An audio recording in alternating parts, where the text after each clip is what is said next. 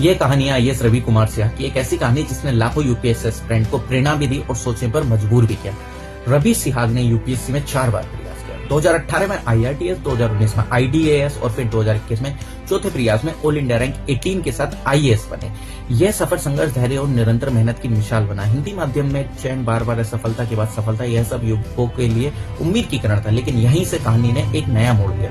IAS बनने के बाद सोशल मीडिया और कुछ मीडिया रिपोर्ट्स में उनके ईडब्ल्यूएस प्रमाण पत्र को लेकर सवाल उठे। आरोप यह लगे कि 2021 के यूपीएससी प्रयास में उन्होंने ईडब्ल्यूएस श्रेणी का लाभ लिया, जबकि इससे पहले के प्रयासों में उन्होंने किसी आरक्षण का उपयोग नहीं किया था। यहीं से बहस शुरू हुई। क्या परिस्थितियां बदली या क्या नियमों की भावनाओं के साथ खिलवाड़ हुआ? कुछ रिपोर्ट्स में यह भी दावा किया गया कि परिवार की संपत्ति और आय को लेकर सवाल उठे और यह संदेह व्यक्त किया गया कि क्या वे वास्तव में ईडब्ल्यूएस मानदंडों पर खरे उतरते हैं। सोशल मीडिया पर यह भी चर्चा हुई कि रिजल्ट शेयर करते समय कैटेगरी सेक्शन स्पष्ट नहीं दिखाया गया, जिससे शक और गहराया।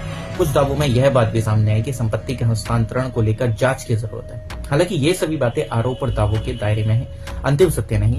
मामले की गंभीरता को देखते हुए केंद्र सरकार के कार्मिक एवं प्रशिक्षण विभाग डीओपीटी ने संबंधित राज्य प्रशासन से आय और ईडब्ल्यूएस प्रमाण पत्र की सत्यता की जांच के निर्देश दिए।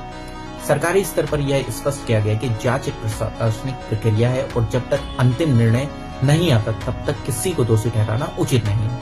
आज की स्थिति यह है कि ना तो सेवा समाप्त हुई है और ना ही कोई अंतिम दंड। जांच प्रक्रिया जारी है। यह कहानी किसी एक अफसर को दोषी ठहराने की नहीं, बल्कि उस सवाल की है जो हर एस्पिरेंट के मन में उठता है। क्या आरक्षण का लाभ वही ले रहा है जिसके लिए वह बना है? अगर कोई गलत तरीके से लाभ लेता है तो उसका सीधा असर उन ईमानदार उम्मीदवारों पर पड़ता है जो सीमित अवसरों में कड़ी मेहनत कर रहे होते हैं। यूपीएससी सिर्फ ज्ञान की परीक्षा नहीं, चरित्र की भी परीक्षा है। मेहनत का कोई विकल्प नहीं और ईमानदारी से बड़ा कोई प्रमाण पत्र नहीं। नियमों का पालन करना मजबूरी नहीं, नैतिक जिम्मेदारी है।